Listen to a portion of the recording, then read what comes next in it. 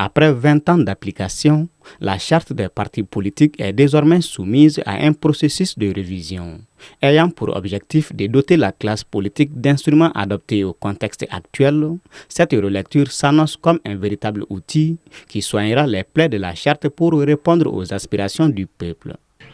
Ça pourrait être évidemment d'un bon impact, et notamment sur la création un peu anarchique des partis politiques. Ça pourrait servir à mettre un frein à ça.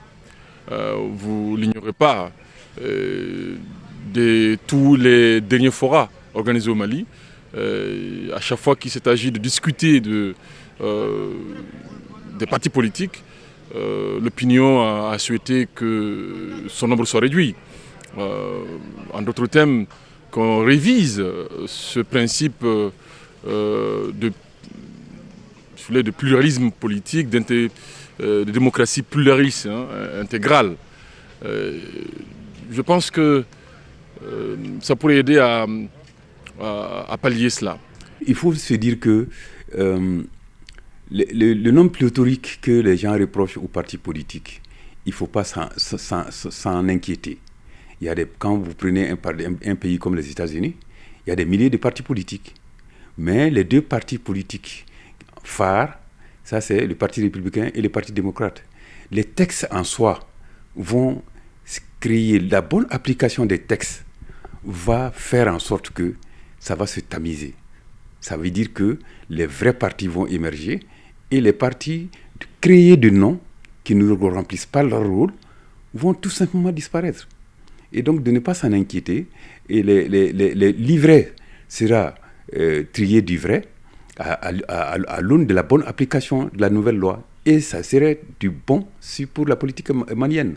Si l'initiative est louable, compte tenu de son importance et de ses enjeux pour la stabilité politique du pays, selon certains, elle ne manque pas non plus de susciter certaines interrogations sur les motivations réelles des autorités, d'où leur inquiétude.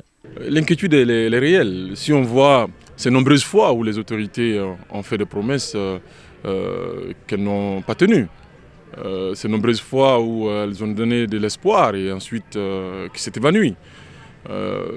Oui, il y a lieu de s'inquiéter, tel que le dialogue intermalien a été quelque peu instrumentalisé, voire même dévoyé de son objectif initial, que oui, cette révision aussi en fasse la frais.